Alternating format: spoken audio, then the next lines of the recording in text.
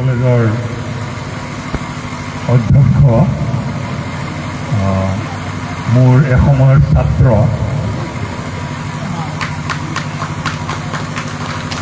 ইয়াত উপস্থিত এই অঞ্চলৰ গণ্যমান্য ব্যক্তিবৰ্গ যিসকলৰ মাজত বহুতেই মোৰ প্ৰাক্তন ছাত্ৰ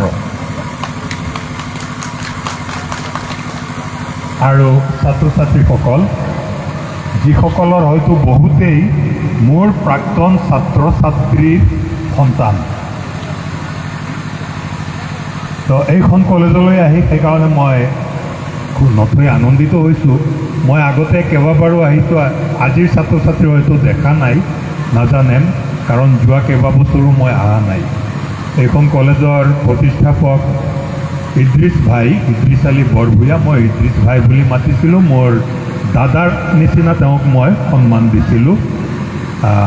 নিচিনা নহয়, দাদা বুলিয়েই ভাবিছিলোঁ, কাৰণ তেওঁ মোৰ দাদাৰ ক্লাছমেট আছিলে আৰু আমাৰ ঘৰলৈ তেখেতৰ অবাধ যাতায়াত আছিল।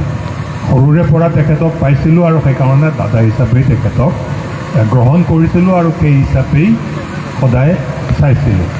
আৰু তেখেতৰ সময়ছোৱাত বহুবাৰ মই এইখন কলেজলৈ আহিছোঁ। তাৰ পৰৱৰ্তী সময়ত কিবা কিবি কাৰণত মাতিছে, এবাৰ দুবাৰ কেইবাবাৰো, কিন্তু কিবা কিবি কাৰণত মই আহিব পৰা নাই। আজি আহি ভাল লাগিছে, আনন্দিত হৈছোঁ। কলেজখনৰ চেহেৰাও অলপ সলনি হোৱা মই দেখিবলৈ পাইছোঁ। এই নতুন বিল্ডিংটো মই দেখা নাছিলোঁ, এতিয়া নতুনকৈ দেখা পাইছোঁ, উন্নতি হৈছে।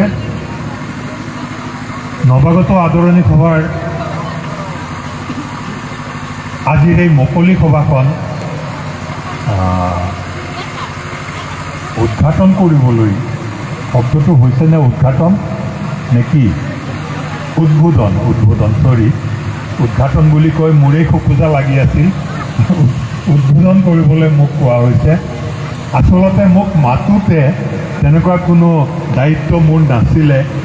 জিবিৰ মেম্বাৰ হিচাপে মোক মাতিছিলে আৰু মই সেই হিচাপে আহিম বুলি ভাবি থৈছিলোঁ। আজি ৰাতিপুৱা প্ৰিন্সিপালে মোক ফোন কৰিলে আৰু কথাটো মই আগতেই কৈছোঁ, কেৱল ইয়াৰ প্ৰিন্সিপালেই নহয়, এসময়ৰ মোৰ ছাত্ৰ আছিলে। তেওঁৰ অনুৰোধটো মই নৰখাকৈ থাকিব নোৱাৰিলোঁ, সেইকাৰণে আহি ইয়াত উপস্থিত হৈছোঁ। এই দায়িত্ব লৈ, এই এতিয়া যে উদ্বোধন কৰিবলৈ কোৱা হ'ল, এইটো দায়িত্ব লৈ আহিলোঁ। এইটো দায়িত্ব আছিল সম্ভৱতঃ জিপিৰ প্ৰেছিডেণ্টৰ। তেওঁ কিবা কাৰণত, অসুস্থতাৰ কাৰণত আহিব নোৱাৰিলে। তেওঁৰ ঠাইত মই এইটো প্ৰক্সিহে হৈছেগৈ। যি কি নহওক, মঞ্চখনৰ নাম দিয়া হৈছে লুইত কণ্ঠ জুবিনদাৰ সোঁৱৰণি মঞ্চ। জুবিনদা, আচলতে জুবিনদা বুলি লিখাটো সকলোৰে কাৰণে জুবিনদা নহয়, জুবিন গাৰ্গ মঞ্চ, সোঁৱৰণি মঞ্চ হ'লেই ভাল আছিলে মোৰ মতে। জুবিনদা বুলি বেছিভাগেই মাতিছিলে, য়ং জেনেৰেশ্যনে মাতিছিলে। তেওঁৰ নামটো কিন্তু জুবিনদা নহয়, জুবিন গাৰ্গ। একচুৱেলি জুবিন বৰঠাকুৰ আছিলে, পিছত সলাই লৈছিলে। তেওঁৰ নামত মঞ্চখন কৰা হৈছে।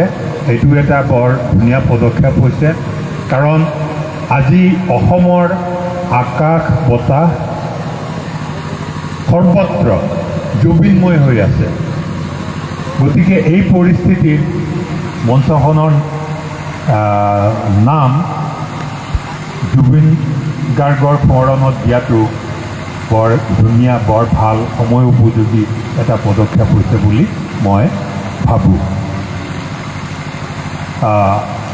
একচুৱেলি নৱাগত আদৰণি সভা ছাত্ৰ ছাত্ৰীক সম্বোধন কৰি দুআষাৰ ক'বলগীয়া হয়, আৰু সেই দুআষাৰ ক'বলৈ যাওঁতে মই এই মঞ্চৰ যাৰ নামত কৰা হৈছে তেওঁৰ সম্পৰ্কেই মই দুআষাৰ ক'ম বুলি ভাবিছোঁ। এইটো এটা এক্সটেম্পৰ স্পীচৰ নিচিনা হ'ব, আকস্মিক বক্তৃতাৰ নিচিনা। যি কি নহওক, ছাত্ৰ ছাত্ৰীসকল কলেজখনলৈ আহিছে, তেওঁলোক পঢ়িবলৈ আহিছে আৰু পঢ়াৰ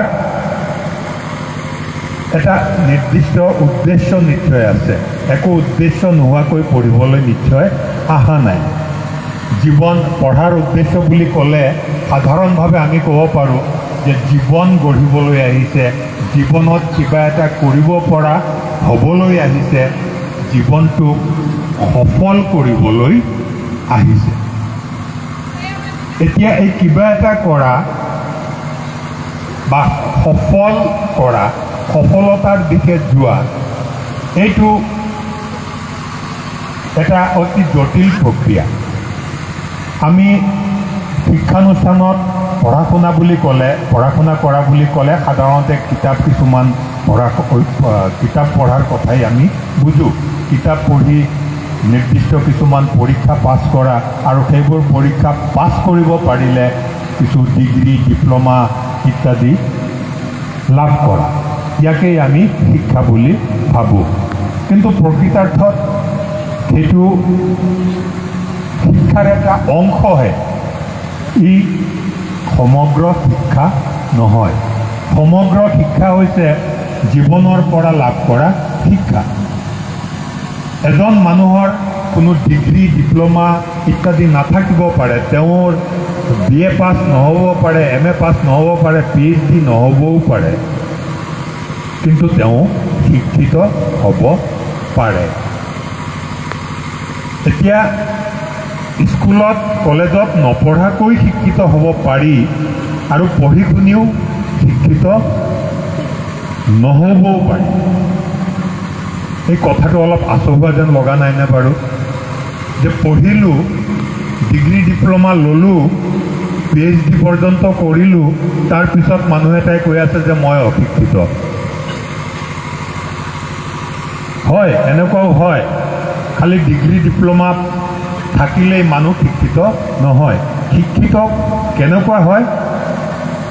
আচৰণ শিক্ষিত হ'লেহে মানুহ শিক্ষিত হয়। ডিগ্ৰী ডিপ্ল'মাই আচৰণ শিক্ষিত নকৰিবও পাৰে। এতিয়া আচৰণ শিক্ষিত হোৱা মানে কি বুজায়? সিদিনা নিউজত দেখিলোঁ এজন ডাক্তৰ, দিয়াগুম ডাক্তৰ, এতিয়া ডাক্তৰ মানে MBBSটোতো আছেই, তাৰ ওপৰতো MS, MD কিবা কিবি ডিগ্ৰী তেওঁৰ নিশ্চয় আছে। তেওঁ কৈছে যে এজন ৰোগী এটা নিৰ্দিষ্ট ধৰ্মৰ হোৱাৰ বাবে তেওঁ সেই ৰোগীজনৰ চিকিৎসা নকৰে। ৰোগীজন এটা বিশেষ ধৰ্মৰ হোৱা বাবে সেই ৰোগীজনৰ চিকিৎসা তেওঁ নকৰে। এতিয়া এই মানুহজনক মই ক'ম, ইয়াৰ নিচিনা অশিক্ষিত বৰ অসভ্য মানুহ পৃথিৱীত দ্বিতীয় এটা নাই। ই শিক্ষিত হ'বই নোৱাৰে। ই মিছামিছি MBBS পাছ কৰিছে, ই মিছামিছি MS, MD ইত্যাদি ডিগ্ৰী লাভ কৰিছে। ই শিক্ষিত মোটেই নহয়। মই মোৰ কথা যদি কওঁ, মই লংকা কলেজত সেইখন এষ্টাব্লিছ কৰাৰে পৰা ৰিটায়াৰমেণ্টলৈকে তাত আছিলোঁ। লংকা কলেজৰ চৌসীমাৰ ভিতৰত প্ৰতিদিনে মই ভৰি ৰখাৰ লগে লগে মই এটা প্ৰতিজ্ঞা কৰিছিলোঁ মনে মনে নিজৰ মাজত, যে এই মুহূৰ্তৰ পৰা ইয়াত থকালৈকে, আজিৰ দিনটোত ইয়াত থকালৈকে মই মুছলমান নহয়, মই হিন্দু নহয়, মোৰ কোনো জাতি নাই, মোৰ কোনো ধৰ্ম নাই। মই যাৰ লগত ঠিক কৰিম, যিসকল ছাত্ৰ ছাত্ৰী মোৰ সন্মুখত মই পাম, যিসকলক অফিচত লগ পাম, ক্লাছৰুমত লগ পাম, তেওঁলোকৰো কোনো ধৰ্ম নাই, কোনো জাতি নাই, কোনো বিভাজন নাই। আমি একে। এইটো প্ৰতিজ্ঞা মই এইকাৰণেই কৰিছিলোঁ, এইটো নকৰিলে সেই ডাক্তৰজনৰ নিচিনা, সেই অসভ্য ডাক্তৰজনৰ নিচিনা ময়ো অসভ্যালি হয়তো কৰিলোহেঁতেন। ময়ো মোৰ ছাত্ৰ ছাত্ৰীক ট্ৰিট কৰোঁতে, তেওঁলোকক শিকাওঁতে হয়তো মই বিভাজন সৃষ্টি কৰিলোহেঁতেন। মই সামগ্ৰিকভাৱে তেওঁলোকক এক কৰি শিকাব নোৱাৰিলোহেঁতেন। এই কথাটোকেই আজি যাৰ নামত এই মঞ্চখন দিয়া হৈছে, জুবিন গাৰ্গ। এই জুবিন গাৰ্গে এসময়ত তেওঁ বামুণ আছিলে, ব্ৰাহ্মণ সম্প্ৰদায়ৰ আছিলে, বৰঠাকুৰ আছিল তেওঁলোকৰ উপাধি, একচুৱেল উপাধি। তেওঁ কি কৰিছিলে, হায়াৰ ছেকেণ্ডেৰীত পঢ়ি থাকোঁতে তেওঁ কোৱা মতে হায়াৰ ছেকেণ্ডেৰীত পঢ়ি থাকোঁতে এদিন তেওঁৰ লগুণডাল ছিঙি পেলালে, ছিঙি সেইডালেৰে আঁঠুৱা বান্ধিলে আৰু তেওঁ ঘোষণা কৰিলে যে আজিৰ পৰা মোৰ কোনো জাতি নাই, মোৰ কোনো ধৰ্ম নাই, মোৰ কোনো ভগৱান নাই।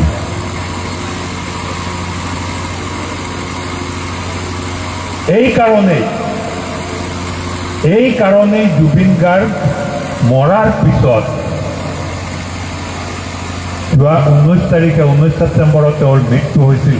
20 ছেপ্টেম্বৰৰ পৰা আমি দেখিছোঁ অসমত কেনে পৰিস্থিতি। এনেকৈ 20 ছেপ্টেম্বৰ নহয়, 19 ছেপ্টেম্বৰৰ সন্ধিয়াৰ পৰা যেতিয়াৰ পৰা মানুহে এই দুখ সংবাদটো লাভ কৰিবলৈ ল'লে, সেই তেতিয়াৰে পৰা অসমৰ আকাশ বতাহ গধুৰ হ'বলৈ আৰম্ভ কৰিলে আৰু তাৰ পৰিণতি আমি দেখিলোঁ 20, 21, 22, 23 বিশ্ব ৰেকৰ্ড হৈ গ'ল। এজন ব্যক্তিৰ মৃত্যুত শ্ৰদ্ধা জনাবলৈ সমবেত হোৱা মানুহৰ সংখ্যাই বিশ্বৰ অভিলেখ গঢ়িলে। এইটো কিয়? যি মানুহটোৱে লগুণ ছিঙি পেলালে, নিজৰ জাতি নাই, ধৰ্ম নাই, ভগৱান নাই বুলি ঘোষণা কৰিলে, এনেকুৱা এক সমাজত, যি সমাজত 99.99% মানুহৰ প্ৰত্যেকৰে জাতি আছে, ধৰ্ম আছে, ভগৱান আছে, ঈশ্বৰ আছে, আল্লাহ আছে, গড আছে, তেনেকুৱা এখন সমাজত তেওঁ ঘোষণা কৰিলে যে মোৰ কোনো ভগৱান নাই, মোৰ জাতি নাই, মোৰ ধৰ্ম নাই। তাৰ পিছতো মানুহে তেওঁক খেদি দিলেনে? তেওঁক তিৰস্কাৰ কৰিলেনে? তেওঁক বহিষ্কাৰ কৰিলেনে? তেওঁক সমাজচ্যুত কৰিলেনে? নাই কৰা। তেওঁক বৰক আৰু আঁকোৱালি ল'লে, তেওঁক বুকুৰ মাজত সুমুৱাই ল'লে। কাৰণ জুবিন গাৰ্গৰ সেই আচৰণ আছিল শিক্ষিত আচৰণ, অশিক্ষিত আচৰণ নাছিল। অসমত, ভাৰতত, বিশ্বত আৰু বহু শিল্পী আছে, জুবিনতকৈ ভাল গান গোৱা হয়তো শিল্পী আছে, জুবিনতকৈ ভাল গান লিখা শিল্পী আছে, জুবিনতকৈ ভাল সুৰ দিয়া শিল্পীও আছে, জুবিনতকৈ ভাল সংগীত বজোৱা শিল্পীও হয়তো আৰু আছে। কিন্তু জুবিনৰ নিচিনা ইমান লাখ লাখ মানুহৰ হৃদয়ত সোমাই যোৱা শিল্পী আৰু এজন বিচাৰি পোৱা কষ্টকৰ। অসমেতো যে আৰু কিমান বছৰ নাপায় সেইটো আমি কল্পনা কৰিব নোৱাৰোঁ। এই জুবিন গাৰ্গ, তেওঁৰ আচৰণ আছিল শিক্ষিত। এতিয়া শিক্ষিত বুলি কওঁতে ইয়াত বহুতে আকৌ ক'ব তেনেহ'লে ই মদ খাই মাতলামি কৰিছিল কেলে? আমি দেখিছোঁ ষ্টেজত বহু সময়ত তেওঁ মাতাল অৱস্থাত উঠিছে, গান গাব নোৱাৰা হৈছে, গান গাব নোৱাৰা হৈ মই আজি গান নাগাওঁ বুলি গুচি গৈছে। এই আচৰণৰ পিছত তেওঁৰ গান শুনিবলৈ 1 ঘণ্টা, 2 ঘণ্টা, 3 ঘণ্টা বহি থকা সেই দৰ্শক দুটাই তেওঁক গালি গালাজ কৰিছিল নে? তেওঁক মাৰধৰ কৰিছিল নে? নাই কৰা। আমি দেখা নাই তেনেকুৱা নজিৰ। কিবা এটা হৈছে, তেওঁ গাব পৰা নাই, যাওক দিয়ক।